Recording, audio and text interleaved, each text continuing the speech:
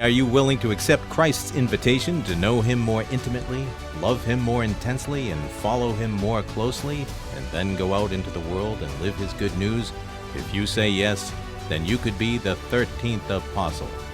Join Dan Duddy and Tom Caffrey, the odd couple of Catholic radio, as they ride the radio waves 2 by 2 to share the goodness, beauty, and truth of Jesus Christ and His church. And now, ladies and gentlemen, the 13th apostle.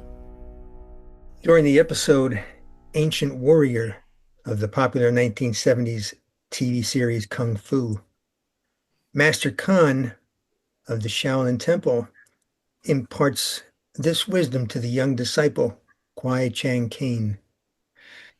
Sometimes a stranger known to us for moments can spark our souls to kinship for eternity. And Caine says, well, how can strangers take on such importance to our souls? Master Khan says, because our souls do not keep time. Welcome back, ladies and gentlemen, to another episode of the 13th Apostle, where we explore the good, beautiful, and true of the Catholic faith and the Catholic Church. This is Tom Caffrey with my partner, Dan Duddy. How you, Danny? Hey, Tommy, how are you, buddy? All right. Sound good? I'm glad you didn't say, how's everything? Yeah, that would be a You say, how are long... you? You didn't say, Yeah, how's how are everything? you? Yeah. An employee of a client company of mine, we have banter. I've helped him out over the years. And so he came up to me one time. I was writing some notes, and he says, hey, Tom, how's everything? I said, Dean, what kind of question is that? How is everything? Do you want to know about everything? You think you really imply that everything is good? Then he stopped, his eyes were wide open. He says, okay, from now on I say, hey, Tom, is there anything good? So, No, I mean, is that the last time he talked to you? You take things a little too seriously, I think. he knew I was busting him. Yeah, sure. So you're okay? Yeah, I'm doing really well. See, when we're interviewing someone and we have a guest, hmm you change a little bit. Well, I get antsy. We have a great guest here. I want to hear You want to get into the his game. voice. You I do. see I'm a football sidelines. guy. Let's go. Kick the ball off. We've been working. We're ready. We're prepared. Let's Stop go. these playing patty fingers and let's go. We got a guy here who wants to get the ball in the end zone. Come on. Ladies and gentlemen, friends out there, sometime during the early summer, I believe it was, late spring, early summer, I was in the beautiful town of Cape May, New Jersey. I was going to do an act of charity. This man was working in the ticket booth in front of Our Lady Star of the Sea, that beautiful church in Cape May. And tickets were for a new Mercedes. Now, I said it as an act of charity because I knew I wasn't going to win. I've never won. It's been probably 25 years or 30 years I've been going down there. But I also went in there, had a nice time, a deep time of prayer in the church. I did not pray to win the car. And I came out and just went over to the booth, and this guy was there. I don't even remember the first thing other than I'll take, 2 tickets or whatever it was. And then I think he started talking, and right away it seemed like he had the gift of the gab. I was almost certain I knew that either he or one of his ancestors had kissed the Blarney Stone.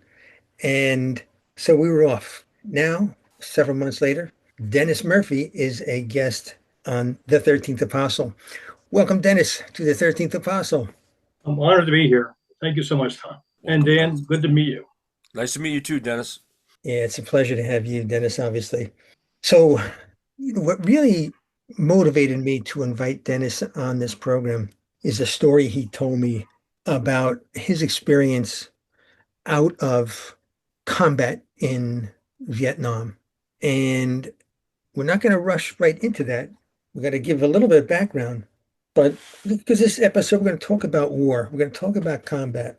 I hope we can talk about honor and virtue and conflict and faith, and either how they intersect or how they don't.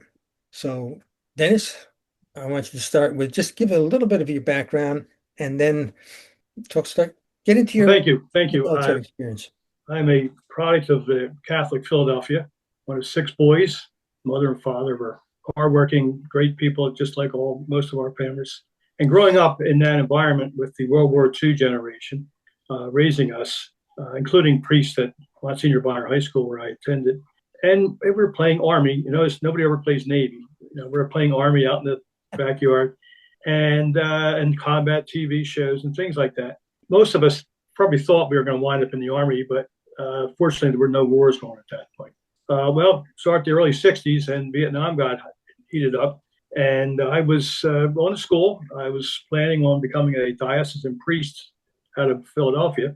About junior year, I discovered women and beer, and the girls didn't discover me, but I tried to really discover the beer. Did But I just you discover realized, more of them after the beer? I'll say this, that we had a nice group of guys that hung around, and being all Irish Catholic for the most part, we enjoyed starting a little early, which I'm not recommending to anyone. And I decided I wasn't going to go into the priesthood.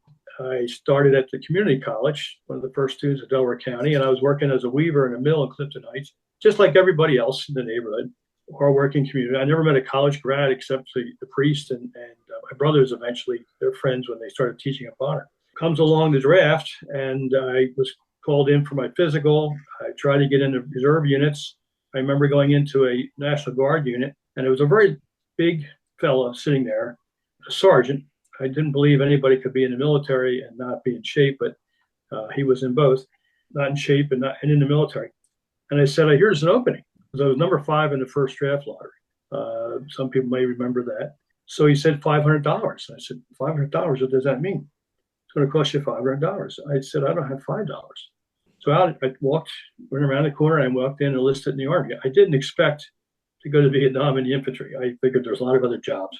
So my father, who was a great guy, worked 12 hours a day. He always said he worked half days, his regular job, and worked in high school cleaning bathrooms or whatever. He wasn't happy with me, because my older brother, Jim, who was in the seminary for 3 years, in the Augustinians, graduated from Villanova, president's class, and he was drafted, had completed 2 tours on the ground, big battles, and my dad certainly wasn't interested in seeing me go away. So off I went. I took a lot of tests in the beginning. I wound up getting picked for everything under the sun, including West Point. My brother showed up. He was planning on his 3rd tour in Vietnam, flying helicopters. And he said, Dennis, you got no money. He's dropped out of community college. Guess where you're going? You got to do this. And I wasn't mature enough, nearly at all, to think that was a good idea. It was a 10-year commitment. I just wanted to go home and be with the guys and see my friends. And I was proud to do my time that I signed up for. So off I went to Vietnam. We were a group of guys that all come from all walks of life, from every corner of the country. We had people that had no education and people with master's degrees. A few of those, not many, very few of them. I wound up getting out of a helicopter into the jungle. And after 2 minutes, I thought to myself, what am I doing here? What did I get myself into? And I really thought I was never going to get out of there. It was a year commitment. If you're in infantry, you basically spent the entire time in the jungle with modest breaks. And the rear was a fire base that was in the middle of the jungle. And occasionally you got to the rear, which if you see shows like China Beach, the hospitals were all on the coast, and there was always a beach there. And we could drink beer and fry up steaks and whatever. But once you're out there, you're there. There's no going back. I was looking over some of my letters and things, just getting ready to make sure I don't act foolish here. But after a period of time, you get used to being out there, and you're there. It's pouring rain. It rained every second I was there, just about. You're laying on the ground. I remember one night we had ponchos connected. We made a tent, and the poncho broke with the rain, and we slid down the side of the mountain in the mud, all trying to grab one to stop us. And it's like 3 a.m. And by the way, the enemy's out there. So, I got cellulitis, I got this, I got that, but I got good as well. I was a good soldier. I was dedicated to doing the job. I was never going to embarrass my family, and certainly my brother, I must admit, he was about 9 years older than me, and I was never going to embarrass him. And then a couple of things happened to me that were amazing. The day before Christmas Eve, my Sergeant Carney, came running in and said, Murphy, and named a couple other guys, get rid of your gear, your ammo and food. A bird is coming in, a helicopter. You're picked to go to I'm sending you to the Bob Hope show. I'm like, oh my God, this is unbelievable. So off I go. I jump in the helicopter. I could still see as I fly off, looking down at the guys in their foxholes. It was miserable weather, and looking up at me. And they I hope they weren't mad at me because I would have been happy for them, but I certainly would be envious. We landed back in the base. They gave us new uniforms, which I was shocked because we got a uniform you wore for 3 or 4 weeks and it just fell off you. I have a few pictures that kind of demonstrate that. So we got to go to the show, and then we came back to the fire base or to the rear area. It wasn't a fire base. I asked if we could go to a, as there possibly there was a mass for Christmas Eve, and there happened to be one starting right away. And I got to go in. The priest was Vietnamese. I think there was another American priest there, but basically he said the mass. And for an hour or two, I felt at home. And I was an older boy. Wearing the starch collar and everything. And Christmas Eve was a big, big part of our family. It still is. And for a brief moment in time, I felt like I was with my God. I remember coming out of the building, and when I say building, it was basically a wooden structure that would blow out over in a strong wind. And I looked up, and you could see, for some reason, it wasn't raining, and you could reach up and grab a star. Stars everywhere, and I saw a shooting star go across the sky. And it reminded me of the star on Christmas Eve. Now we didn't have a place to stay because there's no accommodations. They just expected us to find a place to sleep. So I knocked on the door of a bunker. I went down and asked if we could sleep on the floor. So our night in the inn was on the wooden floor, which to us was an upgrade. And I got to go to be in to see church, to be in church, and that was a night that I'll never forget. Then, excuse me, did you say that for a brief moment or a brief experience, that was a brief experience of God? Yes, yes. So, so is that, are you saying that you really didn't have an experience of God? It's the conflict, the violence, you weren't experiencing God. You had to go and experience the mass in order to experience God. I needed a time away from the conflict, from the anxiety, from the concern. I certainly prayed. I had my army issued rosaries. They're green, which I'll end with a little story on that. I said prayers all the time, and I'm the Blessed Mother is my best friend. So I spoke to God, but I didn't feel God until that brief moment that I was actually in a room with lights and singing and other GIs. And when we sang Silent Night at the end, it just broke our hearts because we all knew what was going to happen the next day, which meant we were going back out there. That was, I'll never, and then the Bob Hope show was amazing. I actually have a letter here from Bob Hope. My mother wrote him a letter thanking him, and it's a sign that he could have signed it, who knows. But that Bob Hope show was exactly as you may have seen it. If you haven't seen it live, you can look it on YouTube. It was quite an event. So I'm back in the jungle. We'd have firefight here, firefight there. We were good soldiers. We got into February. We had captured the largest cache of weapons and whatever. We felt like we were pretty important, but something happened before that. I came upon 3 enemy. I wounded all 3 with a grenade. I was a grenadier. I fired grenades out of a 2 or 3 weapon, and it hit right in front of the 3 of the guys, and they flew up in the air just like in the movies. And I was able to capture them with other people, but I was the lead guy. So because they're my guys. So they're tied up, and my sergeant came over to me and said, "Finish them off." And I looked at him and said, and this is a dear sergeant who later on, which I'll maybe mention, I was involved at the end of my career there. And I said, "No, I can't do that." And he grabbed my weapon, and for a second I thought he was going to shoot me because I was violating an order. And he was a tough guy. He was on his second tour. Why he never go back for a second tour, I'll never know. But God bless people did because they were the leaders. And he grabbed my weapon, and like I said, I didn't know what was going to happen. And he made noise enough that people walked around the tree there, and he threw my weapon down, cursed me, and walked off. And the thought of doing that, because I could have done it. I mean, I could have done it. I could have shot all 3 of them. They were tied up, and they were no threat. They weren't running away. I mean, there might have been a reason to shoot them, but that certainly wasn't the reason. And I'm proud that of maybe all the things I did in Vietnam was the thing I didn't do, which was really to violate God's law and God's rule and take a life that wasn't threatening me. And that was my Catholic upbringing, my Immaculate Heart nuns, my mom and dad, my Augustinian friars at Bonner, just the whole world I grew up in. I never would have thought to do that. So that was an event that I don't really talk about that much, but it was an important one. So fast forward, we move on, and February comes, and we were in a big firefight, and I made a decision to go out and try to rescue my good friend Willie Gardner. We got ambushed, and I was close to him, and his eyes caught me, he must have been shot 8 times by that time. He said, "Murphy, save me, Murphy, save me." And maybe I would have done it anyway, but I think maybe that was a message from God saying, "Give it a try." So I got up and fired off my rest of my rounds and jumped over the log and went out. I picked him up, and he was a big guy. He was a southern guy, a little town down in Alabama.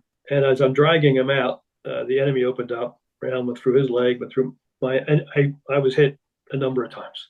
And I'm on the ground, and I'm realizing I'm not going to save Willie Gardner. So as I'm crawling, and I wound up playing the dead on my sergeant, the same one that gave me an order that I disobeyed. He had been killed. He went out first. And I went to the Blessed Mother and my mother. I think you think of your mother first when you're in trouble. At least I do. You probably still do. But Hail Marys, all the way up the hill, the mountainside. I'm not going to give details about what happened all the way up because there's a lot of stuff, but I was warmed by the fact that the Blessed Mother was hearing my prayers. And I also thought, if I die, my mother is going to be so upset. This can't happen. I cannot give her that type of grief. So I made it to the top of the mountain, laid in front of a 60 machine gun for a period of time, 2,000 rounds fired about an inch from my ear, which the ear's not operating very properly right now, but it's okay. I know it's there because tinnitus is reminding me all the time. And a helicopter was coming out, and I think I made it, and the helicopter was hit, and it took off. And I thought, all right, God, I did everything I was supposed to do to make it home, and you're calling me home, and I accept that. And I just let go. I mean, we're all going to let go someday in life. Well, nobody gets out alive. And as I let go, I felt myself elevating up 60 feet or so. I'm looking down. I see the guys over me working on me. I don't see me. Now, I didn't see me because they were covering. They were in the way. And I was happy. I was going to heaven. And I said all my prayers like I was taught before I got to that point. Still under one of my medics or one of my sergeants, there was still some confusion in my mind of who slapped me up big time. And all of a sudden I came to. And for a millisecond, I said, why did he do that? And then you fought to live. So I felt like I made it upstairs for a period of time. I know there's lots of stories like that. Many people have them in operations or whatever. But then as soon as I came back to the world, all the noise came back. Because prior to that, we had helicopters, we had F4s dropping high explosive rounds. We had a triple canopy jungle is like having a firefight in the cathedral with the noise and because it doesn't go anywhere because the noise can't get out of there easily because it's triple canopy jungle. So then the will to work to live came back to me, and I'm not going to bore you with the details, but somehow these guys got me out of there tied up on a rope up to the helicopter, flying outside the helicopter, and made it back to the firebase, and then eventually to Japan, and then 6 months in Valley Forge. So it was an experience that I wouldn't want my family members to have, but it was an experience that I'll never forget because I was as close to God as I believe I ever could get at that moment in time. And I'm not saying that I've lived a perfect life. I certainly have not, but I've really tried to do the right thing and to try to basically say that given a second chance, and really a third or fourth chance probably, that I want to live life as God, as Jesus would want me to. And I'm far from that, of course, but that was that experience. And I spent serious time in the hospital in Japan. They took us to Japan, and I'll never forget being rolled down on a litter, and these were basically buildings connected, wooden buildings. And I go by the flags. I see the American flag, and then the next was a Japanese flag. And I was with it, but not with it. And I thought, I grew up with hearing about the war in the Pacific and the movies and everything. And I never saw a Japanese flag before. And I thought, oh my God, where am I? The Japanese folks that work there, and they weren't medical professionals, but they're for the most part food and cleaning and whatever. They treated me so well. Any chance, and I had a number of chances over the years to speak to a group of Japanese who were visiting America, wherever I happened to be, to thank them for that. And several years ago, we took a trip, cruise from Japan to Vancouver. I went back to Camp Zama, which is no longer a big Army hospital, but they still have a facility there. And they actually found a woman who was 96 years old who worked at the hospital. And I couldn't speak Japanese. She couldn't speak English, but they had a translator. I was able to thank her on behalf of the thousands and thousands of men that went through there that survived because the hospital was there. So that was another experience that that was quite moving. But I'd like to think that a lot of other guys that, like me, went through things like that too. But I mentioned about the rosaries. As I got back to the area and it pulled me in, I asked Lanny Gillian, who never met a Catholic. He was a Southern boy. And I said, he called me Dennis. I said, Lanny, would you get my rosaries out of my pocket? So he pulled their rosaries out, and I'm holding rosaries. I'm praying. And as I'm being lifted up, Lanny was there. I said, Lanny, come here. And I handed him the rosaries. I said, Lanny, these will get you home. About 2 months later, the fire base that I would have been on and the bunker I would have been in, everybody was killed or wounded in the bunker. He never really worked after that. His back was just destroyed. And I asked him when we reconnected 20 some years after Vietnam. I said, Lanny, do you have those rosaries by any chance? I said, sorry, Dennis, I don't know where they are. So, okay, well, about a month or two later, he called and said, Murph, I have those rosaries, but I can't give them back to you. I said, well, Lanny, that means you need them more than I. So he still has those rosaries. I never say anything to him. He's battling cancer right now. And I sent him a few other things recently, and hopefully he'll be good to go. But that was my experience, and I certainly benefited from the expertise of the soldiers that went before me, the training I received in the United States, the men that were willing to risk their lives at a drop of a hat. I never knew anybody that wouldn't do the unthinkable for their buddy, and their buddy might have been somebody they met an hour before. But Dennis, So blessed. I'm going to jump in here and say you have a lot to say, and we have some time left, but I don't want you to rush through it. And we want to have you back because I think of this as a two-part. Well, thank you. Let's say your wartime experience and then the big story later on in your life. So that's like a little bit of a tease for our audience. I'm glad, Tom, that you're suggesting that because I've become familiar with Dennis's story. In fact, Dennis, I am a high school theology teacher. Today I read your story to my students, but I did not read the second part. I told them, this is crazy. It's the same thing we're telling our audience. I told them that I was going to be blessed to interview this evening with my good friend Tom, as usual, and that I was going to learn more about you before I told them the end of that story. And I want to tell you what I do know about you, and I have more questions for you. What I do know about you here at age 70-ish, I guess. 75 in next couple weeks. 75. And Tom and I, who pretty much kind of just missed being drafted into the war. I had my draft card. I see faith in you throughout the whole thing. And I was going to ask you, where was your faith in the midst of these struggles, dodging bullets and firing your guns? And I didn't know if you were wallowing in the darkness and the despair, but then you jumped in and said that your faith was with you throughout the whole thing. And I saw an innocence of you that entered into the war, and your innocent, jovial personality heading into the war from the States, and then going, literally just dropping right down into the jungle, and that jungle meaning jungle in a number of different ways. But somehow I think, and you can jump on this too, it seems to me that your Catholic faith really, lifted you up in more ways than one, I think. How evident was your faith when you were dropped down into that jungle? Was it a background hum? Where was it? Well, I was convinced from an early age that I was in the right religion. I remember playing baseball at lunch. It was a holy day. I'm off. So public school was off for some reason. Public school was in session. We were off. So I went down to the playground. I knew a baseball game would start. So the baseball game was going on, a close play at home, safe out, safe out. And everybody stopped and turned to me and said, he's a Catholic. He can't lie.